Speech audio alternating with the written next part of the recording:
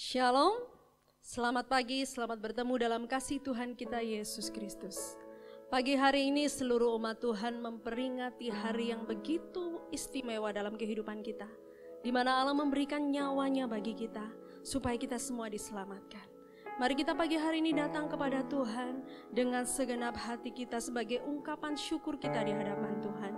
Bersama-sama kita akan tundukkan kepala kita akan berdoa. Haleluya Tuhan. Segala hormat syukur kami naikkan di hadirat-Mu Bapa. Kami mengucap syukur Tuhan, begitu besar anugerah-Mu dalam kehidupan kami. Keselamatan yang Kau berikan dalam hidup kami tidak ternilai oleh apapun Bapa. Kami mengucap syukur Tuhan, sebab Engkau sangat baik bagi kami. Terima kasih Tuhan, ampuni segala sesuatu yang tidak berkenan dalam kehidupan kami. Biarlah pagi hari ini Bapa, persembahan kami boleh menyukakan hati-Mu, terlebih menjadi dupa yang harum di hadapan tahta-Mu. Di dalam nama Yesus Kristus Tuhan, kami mengucap syukur dan sudah berdoa. Haleluya, amin. Mari kita datang ke tempat yang mulia, di mana Allah Tuhan kita bertahta. Kita akan tinggikan Dia yang dahsyat, kita akan muliakan Allah yang perkasa.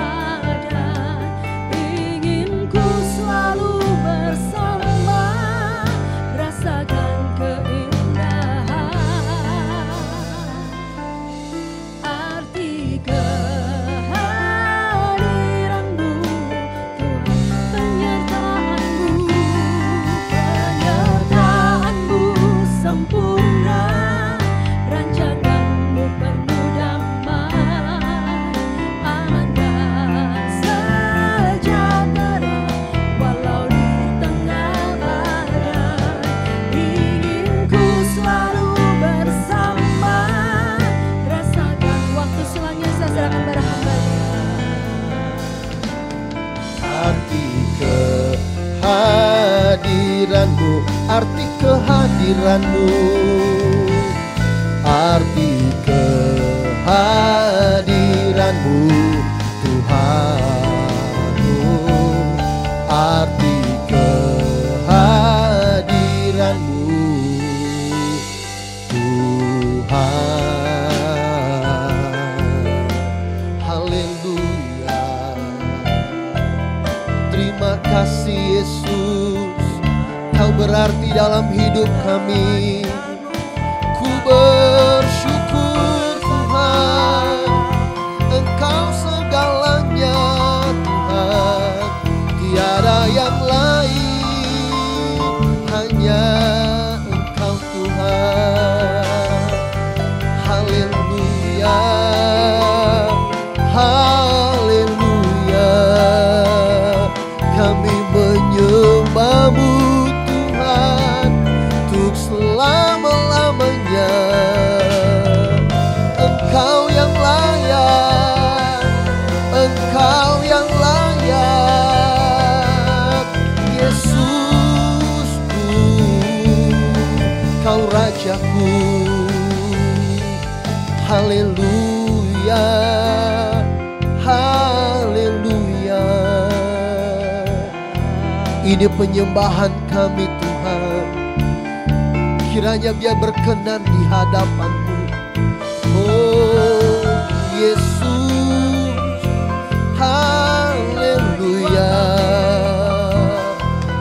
Ku bersyukur di hadirat-Mu.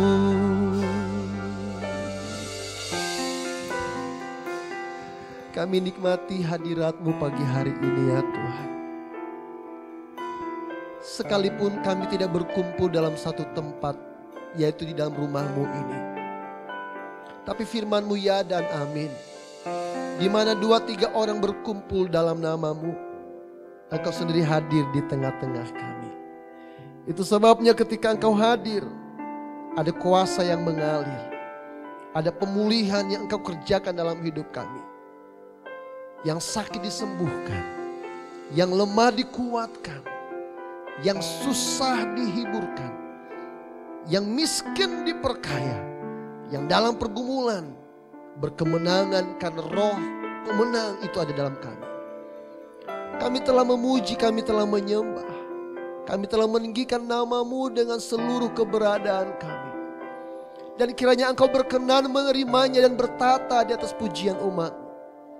Dan tiba saatnya kami merendahkan diri kami untuk duduk di bawah kaki Tuhan, mendengarkan sabda-Mu yang menyembuhkan kami, mendengarkan suara-Mu yang menguatkan kami.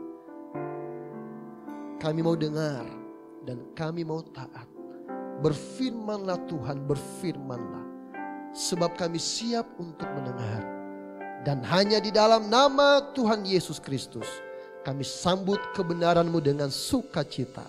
Semua yang siap menerima firman Allah, bersama-sama kita mengatakan amin. Shalom, selamat pagi Bapak Ibu Saudara yang saya kasihi di dalam Tuhan. Puji Tuhan, sekalipun kita masih bergumul dan sekali lagi kita tidak bisa bertemu dalam satu tempat, terlebih hari ini adalah momen yang istimewa, yaitu Jumat Agung. Dan 3 hari ke depan, hari Minggu kita merayakan Paskah. Sepertinya kita pun akan melewatkannya dengan ibadah online. Tetapi percayalah bahwa tidak ada yang terjadi secara kebetulan. Tuhan mengatur sedemikian rupa. Kalau Tuhan mengizinkan ini terjadi, pasti Tuhan punya suatu maksud yang luar biasa. Dan bagian kita adalah tetap bersungguh-sungguh cari Tuhan. Sebab di mana 2-3 orang berkumpul dalam Tuhan, Tuhan hadir di tengah-tengah kita. Siap diberkati pagi hari ini? Amin. Baik, saya mengajak kita semuanya untuk melihat di dalam Titus pasalnya yang kedua. Kitab Titus pasalnya yang kedua, ayatnya yang ke-11 sampai dengan ayatnya yang ke-14. Kitab Titus pasalnya yang kedua, ayatnya yang ke-11 sampai dengan ayatnya yang ke-14. Demikian bunyi firman Tuhan. Karena kasih karunia Allah yang menyelamatkan semua manusia sudah nyata. Ia mendidik kita supaya kita meninggalkan kefasikan dan keinginan-keinginan duniawi, dan supaya kita hidup bijaksana, adil, dan beribadah di dalam dunia sekarang ini dengan menantikan penggenapan pengharapan kita yang penuh bahagia dan penyataan kemuliaan Allah yang maha besar dan juru selamat kita, Yesus Kristus, yang telah menyerahkan dirinya bagi kita untuk membebaskan kita dari segala kejahatan dan untuk menguduskan bagi dirinya suatu umat kepunyaannya sendiri yang rajin berbuat baik. Berbahagialah mereka yang mendengar firman Allah, menyimpannya dalam hati, terlebih melakukannya. Nah, untuk kita bisa memahami firman Allah pada pagi hari ini, saya memberi judul dengan mengutip perikop yang diberikan oleh Lembaga Alkitab Indonesia. Saya beri judul Kasih Karunia Allah yang Menyelamatkan. Nah, Bapak Ibu Saudara yang dikasihi oleh Tuhan, kalau mendengar dan memperhatikan bagian firman Allah yang kita baca pagi hari ini, tentu kita sepakat ini berbicara tentang penyaliban Yesus Kristus. Sudah jelas pada ayat 14 dikatakan yang telah menyerahkan dirinya. Itu bicara tentang salib, amin. Dan kita tentu paham hal ini bahwa Yesus mati bukan karena kesalahannya sendiri, tetapi karena kesalahan manusia, saudara dan saya. Dan tidak ada seorang pun yang rela mati untuk yang tidak dikasihinya. Kalaupun ada, saya yakin karena ada motivasi lain. Seperti mungkin ada imbalan atau keluarganya dalam ancaman dan lain sebagainya. Dan ketika Yesus menyerahkan nyawanya, Anda dan saya masih hidup di dalam dosa.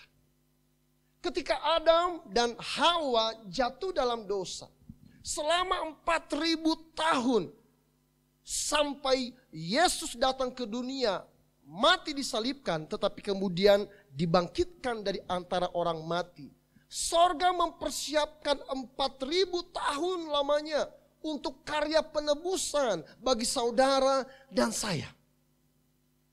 Lihat bahwa di dalam Alkitab, Tuhan mengirim semua orang yang dicintainya. Tuhan kirim nabi-nabi, Tuhan kirim hakim-hakim, Tuhan kirim orang yang diurapi. Tuhan memakai semua orang yang dekat dengan hatinya. Pesannya telah dirumuskan dalam Yohanes 3 ayat 16. Karena besarnya kasih Allah akan dunia ini. Ya, Allah mengasihi saudara dan saya. Dan lihat bahwa Allah mengasihi kita bukan waktu kita sudah benar. Bukan karena kita berbuat baik. Bukan karena kita hidup sebagai orang yang hebat. Tetapi justru waktu kita masih berada di dalam dosa. Dan lihat di sini bahwa itu artinya kasih Tuhan tidak bisa dihalangi oleh apapun. Amin. Dan kita harus bangga, bersyukur dan memuji Tuhan oleh karena kebaikannya. Saya yakin bahwa kita juga tentu tidak mau mati bagi orang yang tidak kita cintai. Tetapi kita berani mati bagi orang yang kita kasihi. Saya teringat kepada satu perkataan Bapak yang pernah cerita kepada saya, bahwa sekalipun anaknya bersalah, tapi sebagai orang tua, dia akan membelanya mati-matian. Ya, tentunya dalam hal-hal yang lumrah, dan dia akan pasang badan karena kenapa? Dia bisa mengambil segala konsekuensi yang ada karena dia mengasihi anaknya tersebut. Jadi jelas pagi hari ini bahwa jikalau Allah memberikan anaknya yang tunggal untuk mati bagi kita, alasannya karena dia sangat mengasihi kita. Ada beberapa jenis kasih yang pernah saya sampaikan dalam ibadah beberapa waktu yang lalu. Ada storge, bicara tentang kasih ikatan keluarga. Ada eros, itu bicara tentang nafsu, yaitu antara suami dan istri. Kemudian ada filia, kasih persahabatan atau persaudaraan. Dan yang tertinggi adalah kasih agape, yaitu kasih yang sempurna atau kasih Allah. Dan luar biasa tentang kasih ini, kalau kita melihat di dalam Roma pasalnya yang kelima, ayatnya yang kelima, berkata begini. Dan pengharapan tidak mengecewakan. Ayat selanjutnya, bagian selanjutnya berkata begini. Karena kasih Allah telah dicurahkan di dalam hati kita. Perhatikan kata dicurahkan.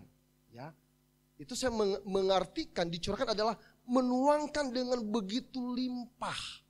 Satu pribadi yang besar dengan kasih yang hebat, yang sempurna, mencurahkan kasihnya di dalam hati kita. Artinya kasih Allah berdiam di dalam hati kita. Jadi kalau Allah mengasihi kita dan mengasihi semua orang dalam dunia ini, tidak ada alasan untuk kita juga tidak mengasihi. Amin. Karena kenapa? Kasih Allah telah dicurahkan. Tidak ada alasan bagi kita untuk tidak mengampuni. Tidak ada alasan bagi kita untuk tidak menerima. Dan lain sebagainya. Dan kita ada sekarang. Dengan semua atribut, semua hal yang baik, semua berkat yang kita terima. Semua karena kasih karunia Tuhan. Amin. Nah, Yesaya 43 ayat pertama sampai ayat ketiga berkata begini. Tetapi sekarang beginilah firman Tuhan yang menciptakan engkau. Hai Yakub, yang membentuk engkau. Hai Israel, janganlah takut. Sebab aku telah menebus engkau. Aku telah memanggil engkau dengan namamu. Engkau ini kepunyaanku. Apabila engkau menyeberang melalui air, aku akan menyertai engkau. Atau melalui sungai-sungai, engkau tidak akan dihanyutkan. Apabila engkau berjalan melalui api, engkau tidak akan dihanguskan. Dan nyala api tidak akan membakar engkau. Sebab akulah Tuhan Allahmu yang maha kudus, Allah Israel, juru selamatmu. Aku menebus engkau dengan Mesir dan memberikan Ethiopia dan Sheba sebagai gantimu. Bapak saudara, lihat di sini bahwa Tuhan menjamin keberadaan kita karena kasih. Saat ini kita sedang diperhadapkan dengan masalah yang sama dihadapi oleh dunia, yaitu penyakit corona. Tapi firman Allah, jangan takut. Hal yang ekstrim Tuhan sampaikan, sekalipun menyeberangi air tidak dihanyutkan, melewati api tidak akan dihanguskan. Kenapa? Ada Tuhan yang telah menebus kita. Ya, ditebus dengan Mesir itu menggambarkan bahwa Mesir adalah satu negeri yang hebat, yang luar biasa makmur saat itu, berpendidikan luar biasa, negeri yang terkenal seantero dunia. Dan tetapi Tuhan sanggup memberikan Mesir ganti saudara dan saya karena kasihnya. Bicara Ethiopia adalah satu bagian di dalam benua Afrika, dan kita tahu bahwa di Afrika terkenal dengan batu permata dan semua keindahan yang ada. Dan bicara tentang Sheba, buat Ibu saudara masih ingat bahwa seorang ratu Sheba ketika dia memuji hikmat Salomo, dia mempersembahkan sekitar, kalau saya tidak salah, 140.000 talenta, atau kalau ditimbang zaman sekarang ada 2 ton batu permata dipersembahkan untuk memuji hikmat yang diberikan Tuhan kepada Salomo. Tetapi Tuhan menganggap bahwa hidup saudara dan saya lebih berharga ketimbang Mesir, lebih hebat dari Ethiopia dan Sheba. Nah, pagi hari ini karena kita memperingati Jumat Agung, berbicara tentang kasih karunia Allah dalam kematian Yesus Kristus, ada 3 kuasa yang bekerja di dalamnya. Yang pertama, mari kita kembali melihat dalam Titus pasalnya yang kedua, ayat 14a. Titus pasal yang kedua, ayat 14a. Demikian bunyi firman Tuhan. Yang telah menyerahkan dirinya bagi kita untuk membebaskan kita dari segala kejahatan. Kuasa pertama dalam kasih karunia Allah lewat kematian Yesus Kristus bekerja untuk membebaskan kita dari segala kejahatan. Kejahatan itu apa? Yaitu cara hidup yang bertentangan dengan hukum Allah, atau disebut juga dengan DOSA, dosa. Dalam bahasa Ibrani, dosa ditulis sebagai hamartia, yaitu melenceng dari sasaran. Untuk mempermudah gambaran kita, Bapak Ibu Saudara mungkin tahu ada sasaran yang digambarkan pada sebuah papan dengan lingkaran kecil, kemudian lingkaran lebih besar sampai sekian banyak membentuk satu pola di mana itu ditujukan biasanya untuk menembak panah dan lain sebagainya. Ya, nah tujuan utamanya tentu titik tengah. Dan kalau meleset disebut tidak tepat sasaran atau melenceng, apalagi keluar dari papan sasaran tersebut. Nah, itu berbicara tentang dosa. Harus kita pahami bahwa kalau berbicara tentang memanah atau tepat pada sasaran, Allah tidak menuntut lebih dari kita. Kenapa? Bukan karena kita tidak dilatih memanah atau untuk tepat pada sasaran, tapi tidak mau. Kenapa saya bisa katakan demikian? Satu, Tuhan sudah berikan talenta, Tuhan berikan karunia, Tuhan berikan firman-Nya, bahkan lebih luar biasa, Tuhan berikan Roh Kudus untuk memampukan kita terlatih sedemikian rupa. Artinya apa yang Allah sediakan bagi kita untuk hidup tepat pada sasaran sudah sempurna. Tetapi masalahnya kita tidak mau dididik menurut cara yang Tuhan inginkan terjadi dalam kehidupan kita. Makanya pada ayat 12 pada Titus pasal 2 di situ dikatakan yang mendidik kita. Ya, ada proses yang Allah mau kita terlibat di dalamnya.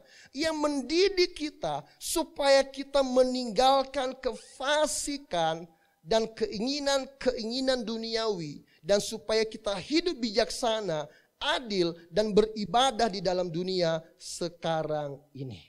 Bapak Ibu Saudara yang dikasih oleh Tuhan, lihat di situ bahwa Allah tidak mau kita tetap tinggal dalam kefasikan. Nah, bicara tentang kefasikan, saya ingin mengajak kita melihat juga dalam Mazmur 5 ayat keempat sebagai perbandingan. Mazmur 5 ayat yang keempat berkata begini. Sebab engkau bukanlah Allah yang berkenan kepada kefasikan. Orang jahat takkan menumpang padamu. Ayat ini juga menegaskan sesuai dengan Titus pasal yang kedua. Tuhan gak berkenan kepada kefasikan. Itu sebabnya Tuhan mendidik kita untuk tidak menjadi orang fasik. Orang fasik itu apa sih? Kalau melihat dalam kamus besar bahasa Indonesia, fasik itu diterjemahkan sebagai tidak peduli terhadap perintah Tuhan. Dan kemudian ada kurungnya, buruk kelakuannya, jahat, berdosa besar.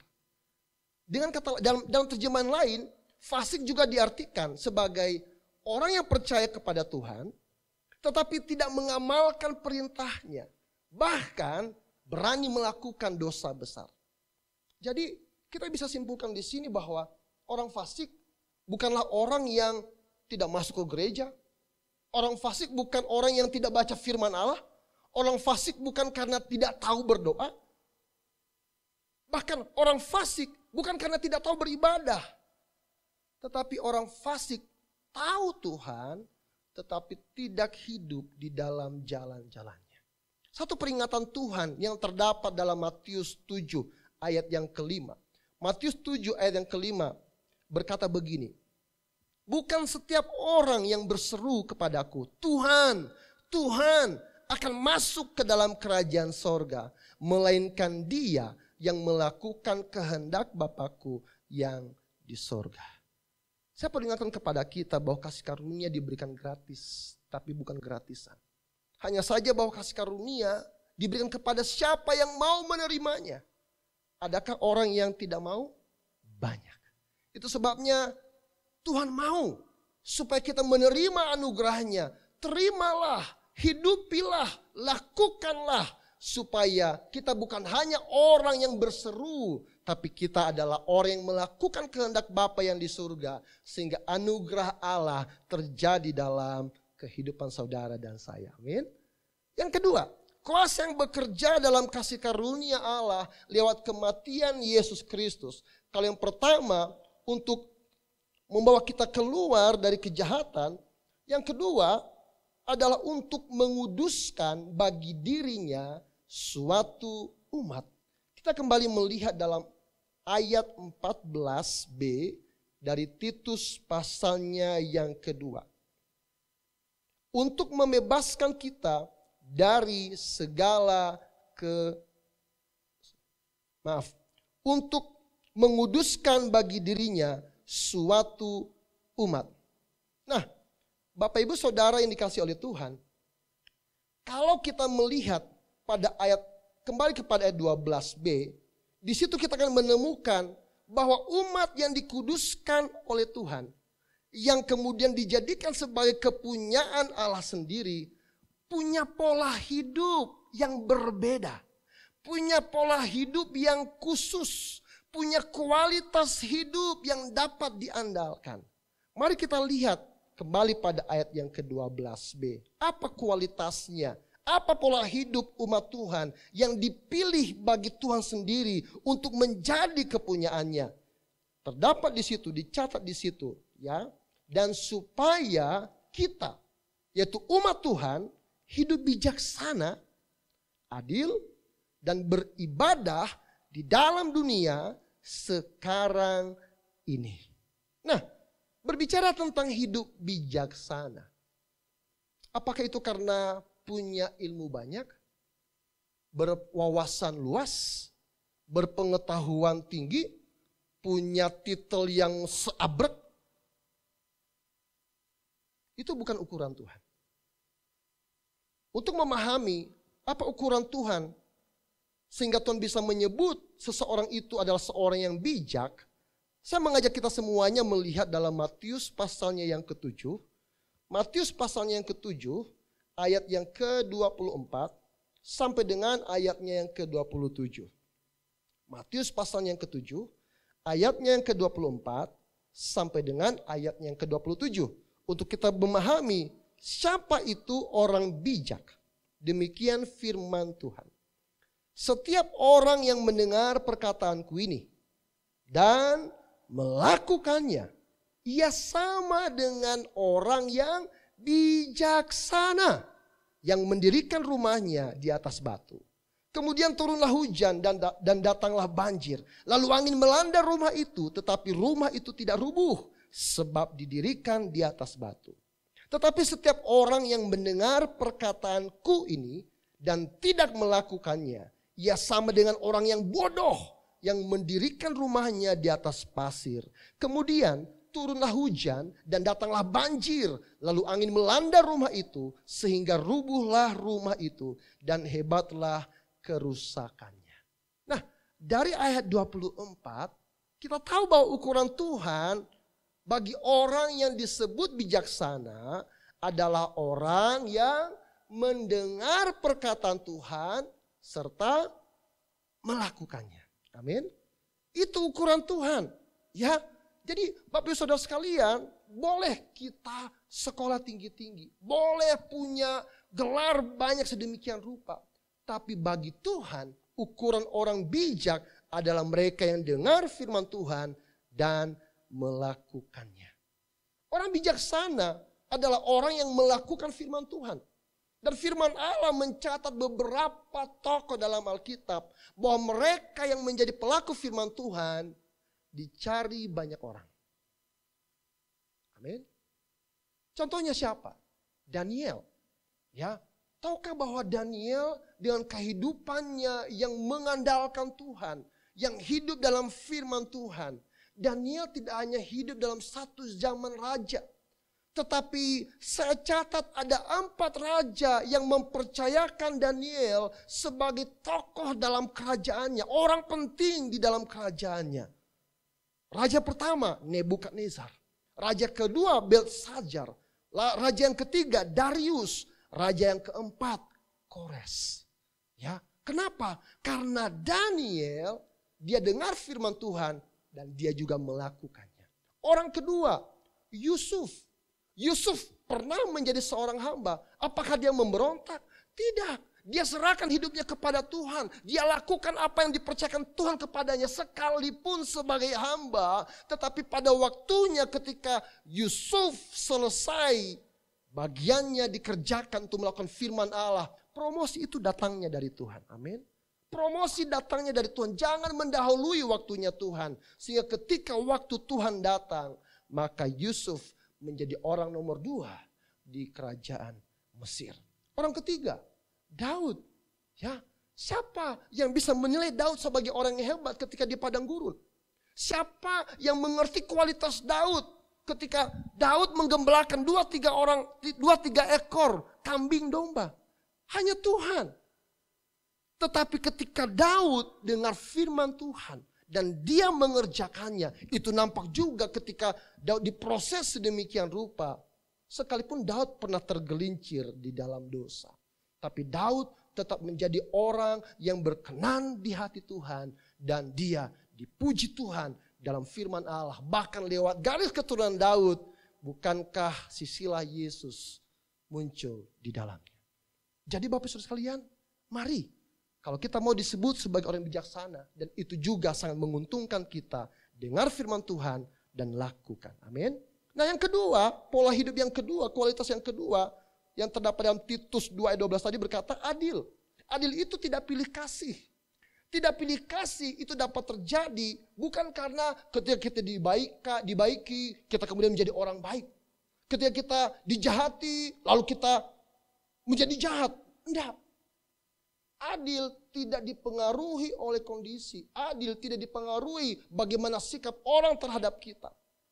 Alkitab berkata, Roma 12 ayat 21. Kalahkanlah kejahatan dengan kebaikan. Itu keadilan menurut versi Tuhan. Amin. Jadi kalau ada di antara kita yang merasa kok saya dizolimi, perhatikanlah bahwa Tuhan yang membela hak kita. Matius 5 ayat 44. Kasihilah musuhmu dan berdoalah bagi mereka yang menganiaya kamu. Itu bersifat adil, yaitu sesuai dengan kehendak Tuhan, keadilan Tuhan. Lukas 6 ayat 27. Berbuatlah baik kepada orang yang membenci kamu.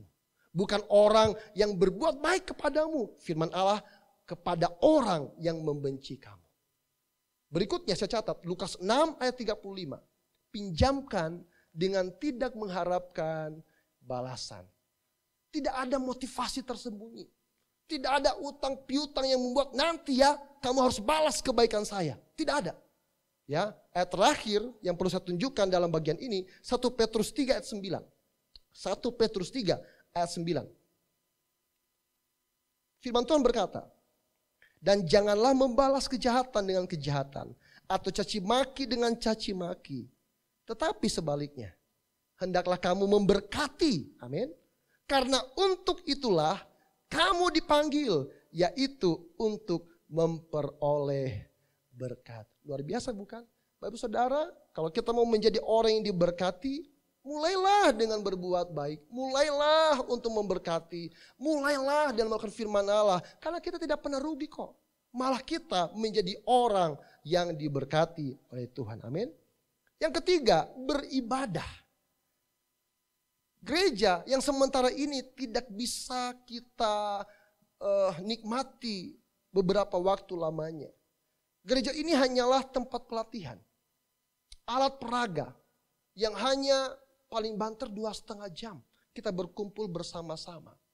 Tetapi di dalam gereja ini kita dilatih untuk kemudian kita praktek di rumah kita. Di dalam kehidupan kita, baik di pekerjaan, di pasar, dunia pendidikan.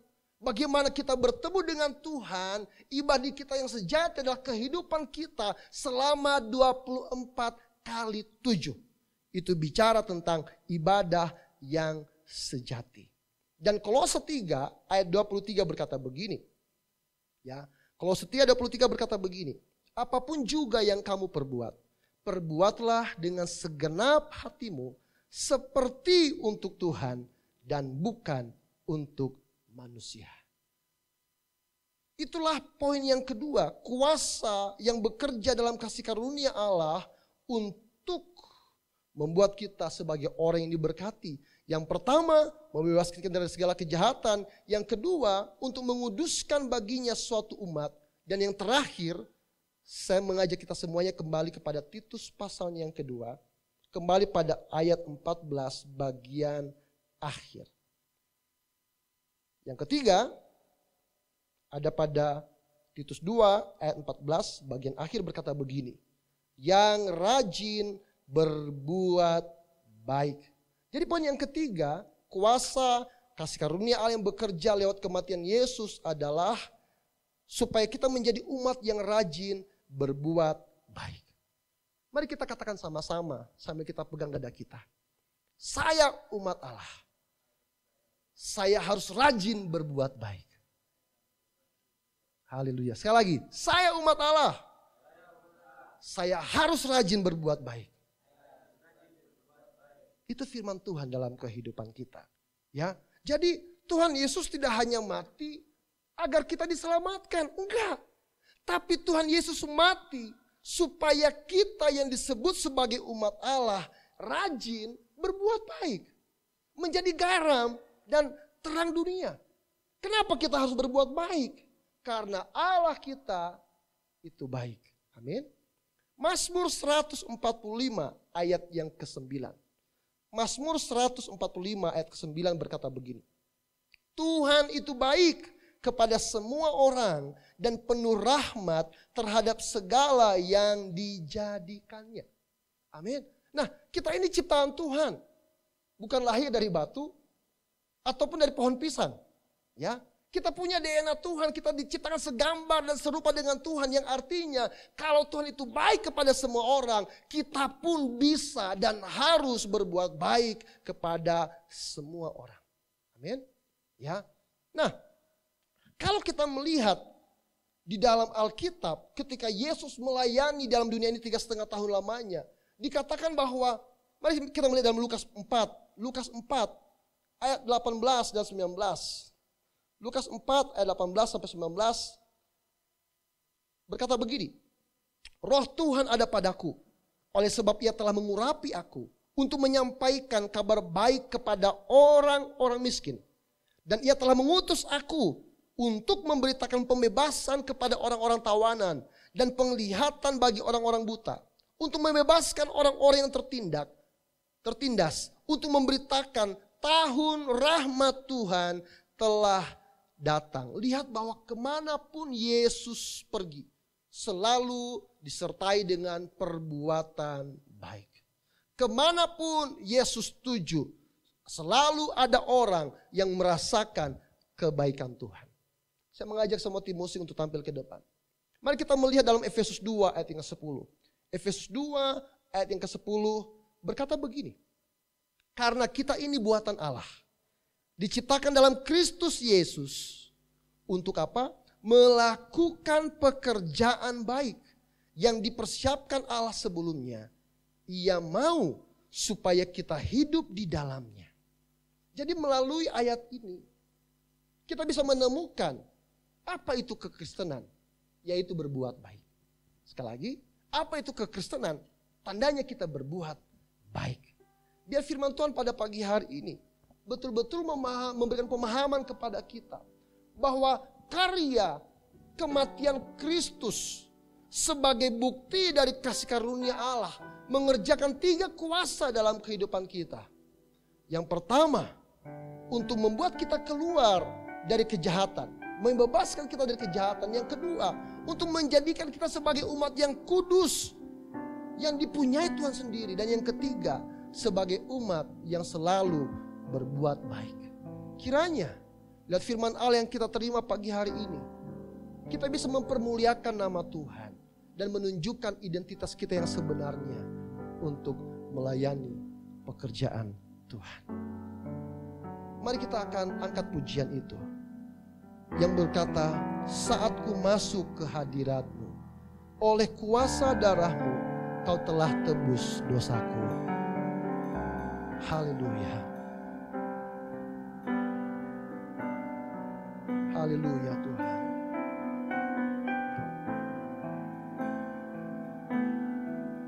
Mari sama-sama kita mengatakan, Saat ku masuk ke hadirat-Mu, bawa persembahan ke tempat kudus-Mu. Pujian ku naikkan, sembah ku berikan bagi-Mu Allah yang mulia. Kau layakkanku, Kau layakkanku menghampiri-Mu, melihat tahta kemuliaan-Mu Tuhan. Pujian ku naikkan, sembah ku berikan bagi-Mu Allah yang mulia. Oleh kuasa darah-Mu, Kau telah tebus dosaku. Kekudusan-Mu melingkupiku, kasih-Mu mengalir memulihkan hidupku. Sungguh besar anugerah-Mu, Kau selamatkan hidupku. Ku menjadi ciptaan yang baru oleh kuasa darah-Mu. Mari kembali kita angkat pujian ini. Saat ku masuk ke hadirat-Mu. Haleluya Tuhan, haleluya. Saat ku masuk ke hadirat-Mu, bawa persembahan ke tempat kudus-Mu. Pujian ku naikkan, sembah ku berikan bagi-Mu Allah yang mulia. Oleh kuasa darah-Mu, Kau telah tebus dosaku. Kekudusan-Mu melingkupiku, kasih-Mu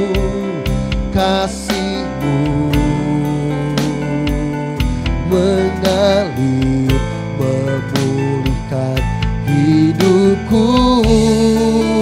Sungguh besar anugerah-Mu, Kau selamatkan hidupku. Ku menjadi ciptaan yang baru oleh kuasa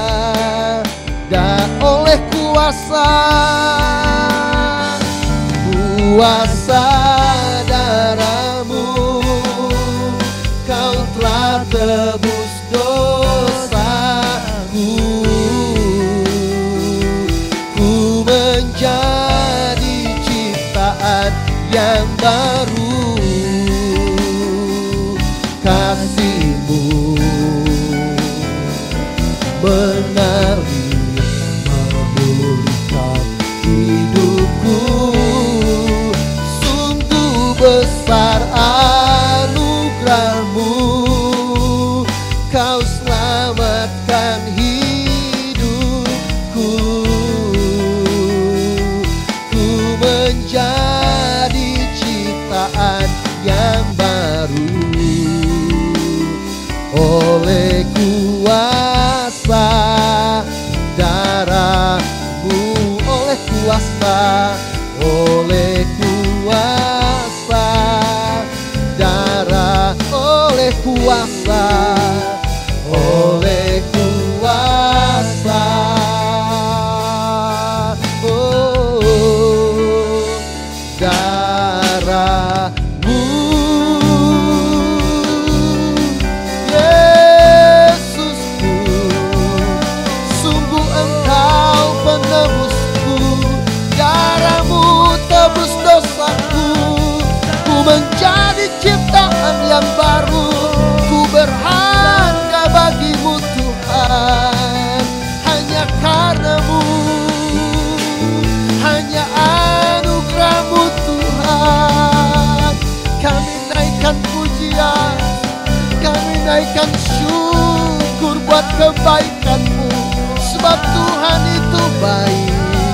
bahwasanya untuk selama-lamanya kasih setiamu Tuhan. Oh, ini kami Tuhan, sungguh kami bangga punya pengorbananmu Tuhan. Engkau telah tebus dosaku, Engkau jadikan kami anakmu, Kau layakkan kami memanggilmu Bapa. Sungguh berharga, sungguh tak ternilai pengorbananmu Yesus. Kami naikkan syukur, biar hidup kami jadi persembahan yang kudus, yang hidup, yang berkenan bagimu Tuhan. Oh haleluya Yesus, kami ingat kebaikanmu Tuhan, kami ingat pengorbananmu Tuhan. Kau rela disalibkan, Kau rela mati ganti kami. Sungguh besar kasih-Mu, kami bangga punya Allah seperti-Mu Tuhan. Biar kuasa-Mu bekerja sempurna dalam hidupku Tuhan. Haleluya. Oh Yesusku, terima kasih Tuhan. Haleluya. Biar pagi hari ini setiap kami yang telah mendengar firman-Mu semakin menyadari betapa berharganya hidup kami yang telah ditebus ini. Engkau tidak hanya memberikan hidup yang kekal, tapi Engkau memberikan nilai yang lebih untuk kami menjadi saksi-Mu di muka bumi ini. Engkau telah membebaskan kami dari segala yang jahat. Engkau telah menguduskan kami untuk kami menjadi umat-Mu. Engkau mempersiapkan kami sejak awal untuk kami berbuat baik seperti Bapa kami juga baik. Tuhan, kami menyerahkan hidup kami untuk dididik sehingga kami terhindar meninggalkan kefasikan dan keinginan-keinginan duniawi. Supaya hidup kami boleh menjadi terang dan garam dunia. Supaya perbuatan baik kami terlihat oleh dunia ini dan nama Bapa dimuliakan lewat kehidupan kami. Jikalau saat ini, sampai saat ini, kami masih saja bergelimang dengan dosa, kami tidak bisa move on dari kehidupan lama kami, ampuni kami, kuduskan kami, layakkan kami untuk disebut sebagai anak-anak Allah. Dan kami menyerahkan kehidupan kami sepenuhnya dalam kuasa otoritas Roh Kudus untuk memimpin kami dalam kebenaran-kebenaran-Mu, untuk kami hidup di dalam kekudusan Tuhan, untuk kami hidup dalam penebusan itu. Sebab kami tahu, kami ditebus bukan hanya untuk diselamatkan, kami ditebus untuk menjadi agen-agen transformasi, untuk menunjukkan kebaikan Bapa lewat kehidupan kami. Terlebih saat ini Tuhan, di mana Indonesia, di mana kota Malang butuh tindakan-tindakan nyata dari orang-orang percaya. Biar mereka boleh melihat Bapa dalam kehidupan kami. Kami boleh menjadi terang dan garam dunia, menjadi contoh, menjadi model bagi mereka, untuk kami tunjukkan Kristus yang hidup dalam kehidupan kami. Terima kasih buat kebenaran firman-Mu Tuhan. Hamba-Mu telah selesai berkata-kata dalam segala keterbatasan dan kebodohan hamba-Mu di hadapan-Mu. Tetapi biar Roh Kudus yang telah Engkau berikan kepada setiap hati orang percaya boleh menerjemahkan, boleh mengajarkan, boleh memperlengkapi segala yang belum tersampaikan oleh hamba-Mu ini. Sehingga segala berkat yang telah Engkau tetapkan boleh menjadi milik setiap orang yang mengasihi Engkau dan hidup dalam rencana-Mu. Sungguh Tuhan, atas kebenaran firman Allah yang telah kami terima pada pagi hari ini, kami mengucap syukur, dan di dalam nama Tuhan kami Yesus Kristus, kami telah berdoa. Semua yang telah diberkati, bersama-sama kita mengatakan amin. Haleluya. Saya kembalikan kepada hamba-Nya.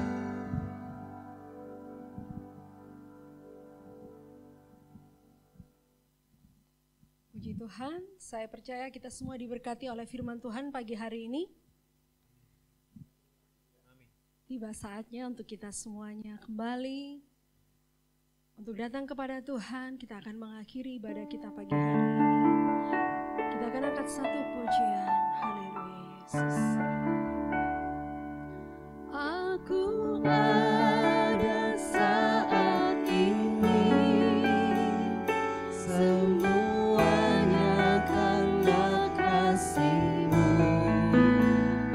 Aku hidup hari ini, semua berkat kemurahan-Mu. Terima kasih Yesus,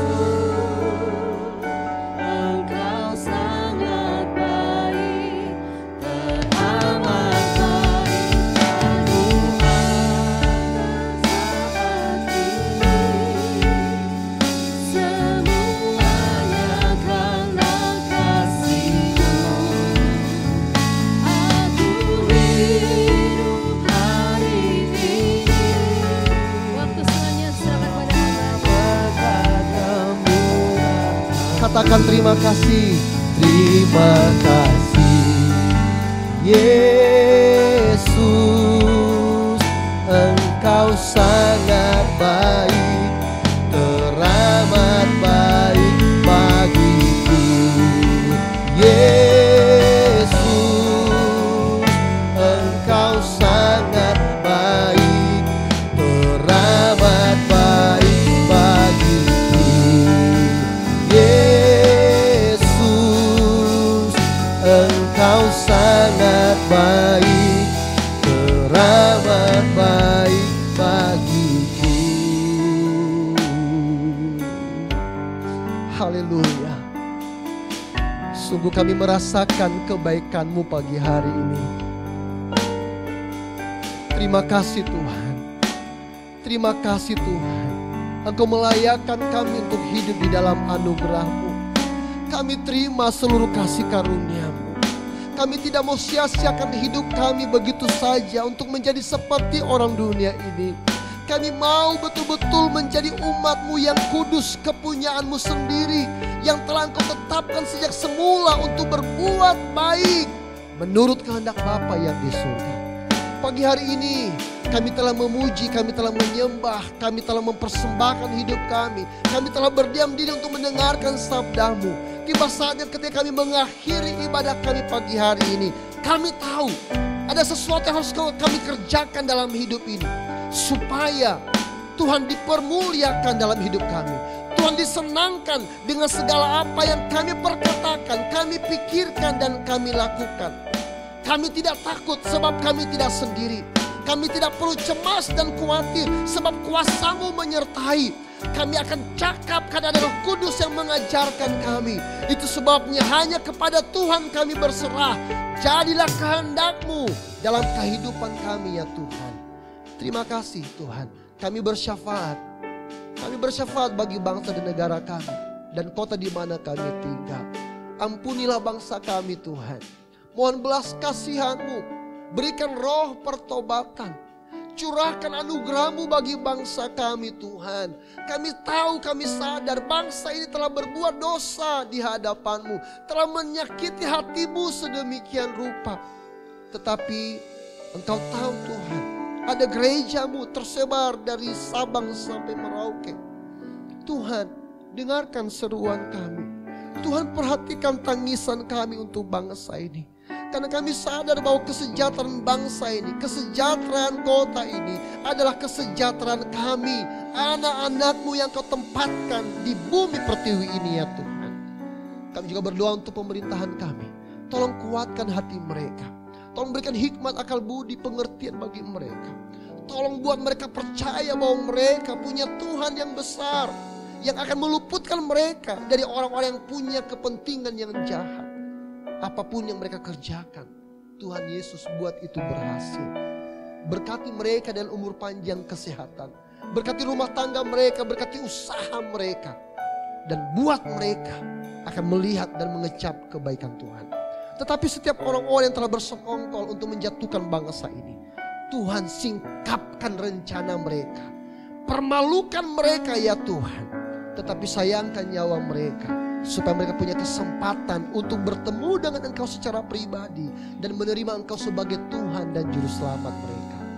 Kami juga berdoa bagi anak-anak-Mu, Jemaat Parakletos dimanapun anak-anak-Mu berada. Kami sadar bahwa dalam kondisi ini kami juga ikut terpengaruh. Kalau anak-Mu bergumul untuk ekonomi mereka, Tuhan biar kami mengerti bagian ini, bahwa Allah kami sanggup memenuhi segala kebutuhan kami menurut kekayaan dan kemuliaan Tuhan dalam kerajaan sorga. Dan kami tidak perlu takut, tidak perlu cemas. Bukankah burung pipit dipelihara oleh Tuhan? Bunga di baku yang begitu hebat dan keindahannya bahkan melampaui keindahan Salomo. Tuhan pelihara sedemikian rupa. Terlebih kami, anak-anak Tuhan yang Tuhan kasihi. Berkati kehidupan anak-anak-Mu ya Tuhan. Apapun yang mereka usahakan dan kerjakan, Tuhan buat itu berhasil. Ataupun ketika mereka, anak-anak-Mu Tuhan, sedang tidak mendapatkan pekerjaan, kami tahu Elias saja dipelihara oleh burung gagak. Terlebih kami Tuhan Yesus, yang telah ditebus dengan darah anak domba, yang lebih berharga dari segala apa yang ada dalam dunia ini. Tuhan, kami percaya kami punya Tuhan yang besar. Terima kasih Tuhan Yesus. Dan kami mau mengakhiri ibadah kami. Kiranya Tuhan menyertai kami mulai saat ini sampai selama-lamanya. Itu sebabnya kami mau terima berkat Tuhan.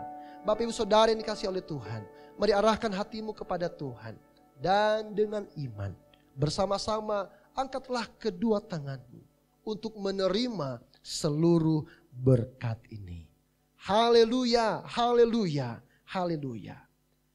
Pulanglah dengan membawa rahmat dan anugerah dari Allah Bapa, cinta kasih dari Tuhan kita Yesus Kristus, penyertaan dan penghiburan di dalam persekutuan dengan Roh-Nya yang kudus, kiranya akan menyertai engkau mulai saat ini sampai selama-lamanya. Immanuel, Tuhan beserta kita semuanya dan semua yang telah diberkati. Bersama-sama kita mengatakan amin. Selamat Jumat Agung. Tuhan Yesus memberkati kita semuanya. Shalom.